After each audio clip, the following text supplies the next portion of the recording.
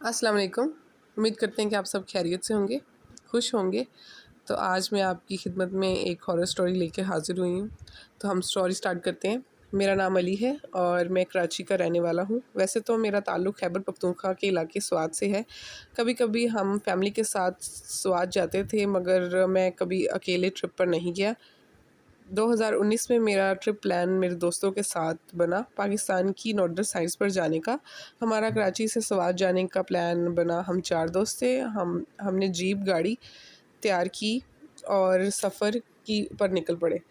हम ज़्यादा टाइम के लिए नहीं आए थे, कुछ 4-5 दिनों का प्लान था। 2 दिन गिलगित में एंजॉय करने के बाद हम लोगों ने शंदूर वैली जाने का प्लान बनाया।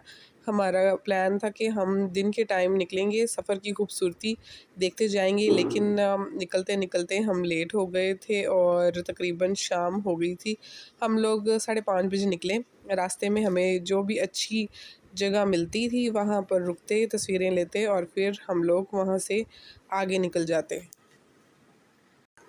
ऐसे करते करते रात हो गई। गिलगित से शंदूर की तरफ जाते हुए एक जगह आती है बंदूर वैली। वहाँ पर कुछ रास्ता ऐसा है जो दरिया और गांव वगैरह से होकर गुज़रता है, कुछ बाज़ारों से गुज़रता है, और कुछ रास्ता ऐसा है कि वहाँ पर बड़े बड़े मैदान हैं और मैदान ऐसे होते हैं जिनकी चारों तरफ झील होती है, पहाड़ होते हैं और वहाँ एक रोड उनके दरमियान में से गुज़र रही होती है। रात के कुछ 10 साढ़े 10 बजे हम उन्हें पहाड़ों के पास से गुज़र रहे थे। सख्त खामोशी, सिर्फ चाँद की रोशनी थी उस जगह, बाकी सख्त अंधेरा। हम अल्लाह का नाम लेते हुए सफ़र तय कर रहे थे। गाड़ी में मेरा दोस्त उमर जो ड्राइविंग कर रहा था और हम दोनों जाग रहे थे और बाकी 2 दोस्त बैक सीट पर सो रहे थे। सुनसान अंधेरी रात, मैं और मेरा दोस्त बातें करते सफ़र तय कर रहे थे कि अचानक हमें एक बंदा नज़र आया। जब हमने वहाँ देखा तो एक शख्स सफ़ेद लिबास में खड़ा था, बुज़ुर्ग आदमी। उसकी हल्की फुल्की दाढ़ी थी और उसकी बड़ी बड़ी आंखें थीं। मुझे आज भी उसकी आंखें याद हैं। उसने सफ़ेद कलर के कपड़े पहने थे। हमारी गाड़ी की लाइट्स पड़ने पर उसकी कपड़े चमक रहे थे। हाथ के इशारे से उसने हमारी गाड़ी रोकने का कहा।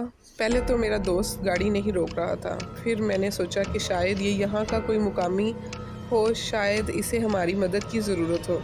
तो मेरे कहने पर मेरे दोस्त ने गाड़ी रोक दी। मेरे दोस्त ने इससे पूछा, आपको क्या मदद चाहिए? मेरे दोस्त ने मेरी तरफ देखा और हमने सोचा कि इस सुनसान रोड पर हमें इनकी मदद करनी चाहिए, और हमने इनको गाड़ी में बिठा लिया। वो जैसे ही गाड़ी में बैठे, ऐसा लगा जैसे कि किसी ने गाड़ी में बहुत ज़्यादा वज़न रख दिया हो। गाड़ी बहुत भारी हो गई थी और आप यकीन करें कि उसकी गाड़ी में बैठने के बाद ऐसा लग रहा बहुत से लोग हमारी गाड़ी के पीछे भाग रहे हैं। इतने में मेरे दोस्त ने मुझसे कहा, मुझे कुछ ठीक नहीं लग रहा। मैंने कहा, कुछ नहीं होता, कोई अल्लाह का बंदा होगा, इसको मदद चाहिए होगी। हमें आगे तक जाते हैं तो इसको छोड़ देंगे, क्योंकि इसने कहा था कि बस मुझे थोड़ा आगे छोड़ देना। खैर, हम लोग चलते जा रहे थे। हमारे 2 दोस्त अभी सो रहे थे। हमारी गाड़ी आहिस्ता आहिस्ता ज़्यादा भारी हो रही थी और ऐसा लग रहा था जैसे हमें गाड़ी के पीछे मुसलसल कोई भाग रहा हो। रास्ता बिल्कुल सुनसान था। अचानक हमें फ़ील हुआ एकदम से गाड़ी के सामने कोई गुज़रा। हम दोनों दोस्तों ने एक दूसरे की तरफ देखा। डर का माहौल था। मैं थोड़ी थोड़ी देर बाद उस आदमी से आवाज़ देकर पूछता था, भैया आपकी जगह आ गई या नहीं, कहाँ उतरना आपने? और फिर आगे से कोई जवाब नहीं देता था। मैं साइड मिरर से उसको देख रहा था। खैर, वक़्त और सफ़र ख़त्म नहीं हो रहा था और थोड़ी देर गुज़रने के बाद साइड मिरर से देखा, मुझे वो बंदा नज़र आना बंद हो गया। ऐसा तो नहीं था कि हमने कहीं गाड़ी रोकी हो या ऐसा कुछ भी, लेकिन साइड मिरर से मुझे कोई नज़र नहीं आ रहा था। सड़क भी ठीक हो गई थी और गाड़ी भी सही चल रही थी। इतने में मैंने दोबारा पूछा कि भाई आपने कहाँ उतरना है, लेकिन फिर कोई जवाब नहीं आया और मेरा दोस्त भी परेशान हो गया। तो उसने कहा कि मैं गाड़ी रोकता हूँ और तुम उनसे जाके पूछो कि उनकी मंजिल कहाँ पे है, उन्होंने कहाँ पे जाना है। तो जैसे ही मेरे दोस्त ने गाड़ी रोकी और मैं अपनी जगह से उतरा और मैंने दरवाज़ा खोल के देखा तो वहाँ पे कोई भी नहीं था।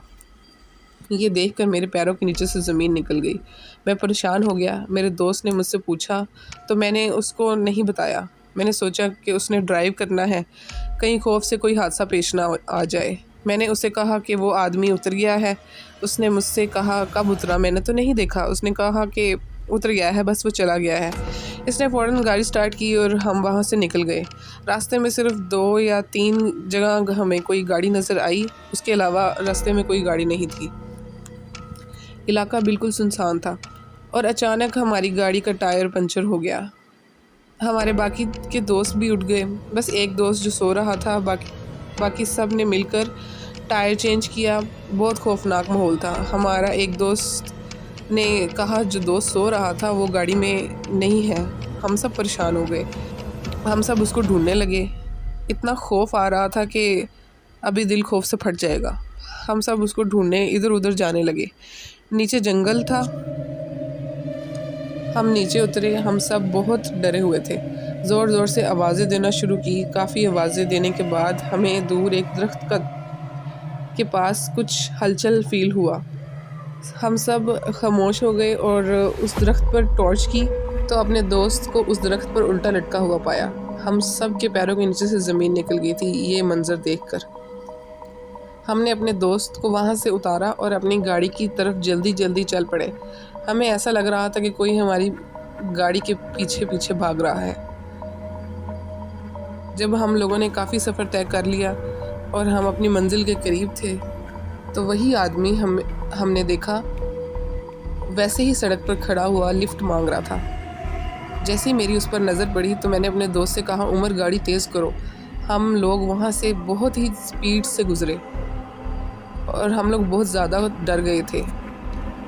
बहुत लंबे सफ़र के बाद हम लोग संदूर वैली पहुँच गए। एक होटल था और उसके रिसेप्शन पर गए तो हमारी हालत देखकर रिसेप्शन पर जो लोग थे उन्होंने हमसे पूछा और हमने उनको सारा वाक़या बयान किया और उन्होंने हमें बताया कि ऐसा ही सेम वाक़या 1.5 साल पहले एक फ़ैमिली के साथ पेश आया था। तो लोग रात के सफ़र से परहेज़ करते हैं उस इलाके से गुज़रते वक्त। आई होप सो आपको ये स्टोरी अच्छी लगी हो। Please like, subscribe and comment.